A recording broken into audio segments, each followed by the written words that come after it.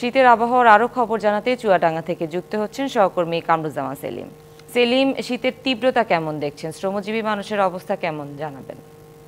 সুনন্দা, আজকে চুয়াডাঙ্গায় সকাল 9টায় তাপমাত্রা রেকর্ড করা হয়েছে 15 ডিগ্রি সেলসিয়াস, যেটি গতকাল ছিল 12.5 ডিগ্রি সেলসিয়াস, এবং আজকে বাতাসের আর্দ্রতা 97% এবং গতকালকে থেকে কিন্তু চুয়াডাঙ্গায় তাপমাত্রা কমেছিল, কিন্তু গতকাল থেকে চুয়াডাঙ্গার আকাশে কিন্তু সূর্যের দেখা মেলেনি। আজকেও কিন্তু একই অবস্থা, চারিদিকে কিন্তু ঘন কুয়াশায় ঢেকে আছে। এই কারণেই কিন্তু শ্রমজীবী মানুষের অবস্থা কিন্তু বেশ খারাপ। তারা বাইরে বের হতে পারছে না, কাজ করতে পারছে না। কাজে না যাওয়ার কারণে তাদের কিন্তু সংসারের উপরে বেশ কিন্তু প্রভাব পড়েছে। আমরা গতকালকে বিকালে দেখেছি চুয়াডাঙ্গাতে কিন্তু গুড়ি গুড়ি বৃষ্টি হয়েছে। এই গুড়ি গুড়ি বৃষ্টির কারণে তাপমাত্রা কিছুটা বৃদ্ধি পেয়েছে, কিন্তু আবহাওয়া অফিসের পক্ষ থেকে যেটি বলা হচ্ছে, আগামী 3 দিন অর্থাৎ আগামী বৃহস্পতিবার পর্যন্ত কিন্তু আবহাওয়া কিন্তু এরকমই থাকবে, অর্থাৎ আকাশ মেঘলা থাকবে, গুড়ি গুড়ি বৃষ্টির সম্ভাবনার কথা বলছে। এবং আগামী শনিবার কিন্তু তাপমাত্রার যে পারদ সেটি কমে আসবে, এবং সেই তাপমাত্রার পারদটা কিন্তু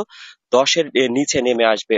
double million offer Walton fridge কিনে পেতে পারেন 20 লক্ষ টাকা, রয়েছে কোটি কোটি টাকার নিশ্চিত উপহার। আমরা কিন্তু শহরে দেখেছি বিভিন্ন যানবাহন কিন্তু হেডলাইট জ্বালিয়ে চলাফেরা করছে, এবং শ্রমজীবী মানুষ কিন্তু বেশ বিপাকে রয়েছে। তারা কিন্তু কাজে যেতে পারছে না এই শীতে। এছাড়া কিন্তু উত্তরের যে হিম বাতাস, সেই হিম বাতাসের কারণেই কিন্তু শীতের যে তীব্রতা সেটি অনেক গুণ বাড়িয়ে তুলেছে। আমরা জেলা প্রশাসনের পক্ষ থেকে এখন পর্যন্ত কিন্তু শীতার্ত মানুষের মাঝে শীতবস্ত্র বিতরণের কোনো উদ্যোগ দেখিনি। তবে জেলা প্রশাসনের পক্ষ থেকে যেটি বলা হচ্ছে যে ত্রাণ মন্ত্রণালয়ে তারা একটি চিঠি প্রেরণ করেছে, হয়তো অচিরেই শীতবস্ত্র এসে পৌঁছে যাবে, এবং আসলে কিন্তু শ্রমজীবী মানুষ যারা রয়েছে, শীতার্ত মানুষ আছে, তাদের মধ্যে আসলে এগুলো বিতরণ করা হবে।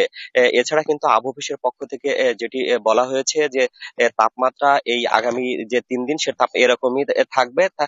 এরপরে কিন্তু ধীরে ধীরে তাপমাত্রা কমে আসবে, এবং আগামী শনিবার থেকে তাপমাত্রা 10-এর নিচে চলে আসবে। সুনন্দা। সেলিম, ধন্যবাদ আপনাকে আমাদের সাথে যুক্ত হওয়ার জন্য।